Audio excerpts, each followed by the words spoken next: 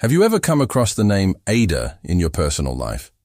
Did you know that the name Adah has a rich history, specifically in the Bible? Welcome to my channel, where we explore the hidden meanings behind names and their significance in our lives. Today we delve into the fascinating story of the first wife of Lamech, the great-great-grandfather of Noah, and discover who Adah was. The story of Adah is found in the book of Genesis, chapter 5, verses 4 to 21. According to this passage, Adam and Eve's son Seth had a son when he was 107 years old, and he named him Enosh. This means that Enosh was not only Seth's firstborn, but also the first person to be born after the Great Flood. Imagine being the first baby born after such a catastrophic event. What a unique perspective that must have been. As Enosh grew older, he too had a son when he reached the age of 90, and he called him Kenan. In Hebrew, the name Kenan means south wind, or torch. It symbolizes enlightenment and guidance. Then there's another interesting fact. Kenan is the one who is credited with coining the phrase, children of men, which is used in many biblical passages. But that's not all. He's also considered the ancestor of the Canaanites, the people who inhabited the land of Canaan, which later became known as Israel. Moving forward, when Kenan was 70 years old, he fathered a son with his wife, and they decided to name him Mahalalel. The name Mahalalel signifies, "My God is his inheritance."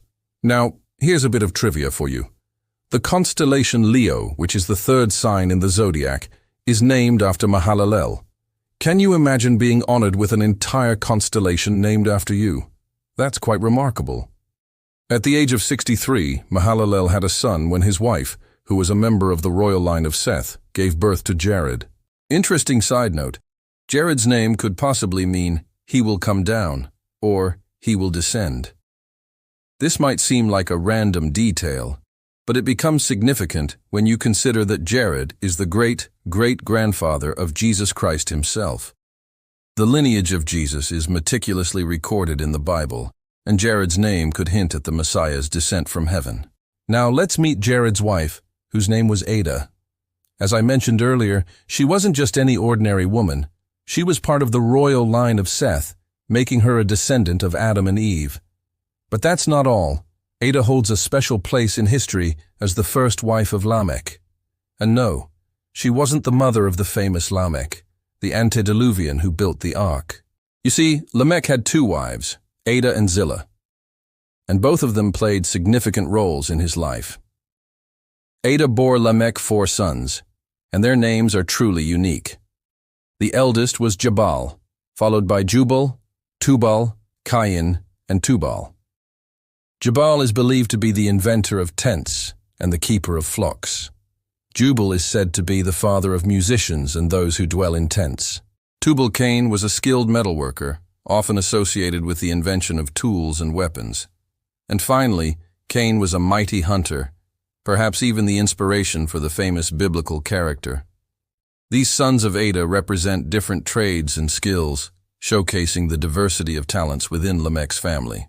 What's even more fascinating is that each of these names has numerical values that add up to 666. Some believe this could be an early reference to the number of the beast, which is mentioned in the book of Revelation.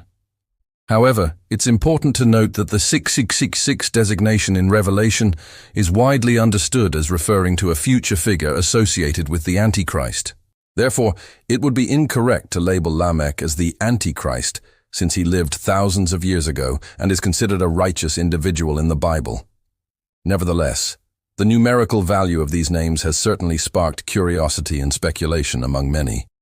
Thank you for joining me on this journey to uncover the intriguing story of Adah, the first wife of Lamech. If you enjoyed this video, please don't forget to subscribe so you never miss out on our latest episodes. We've got many more fascinating stories and analyses lined up for you.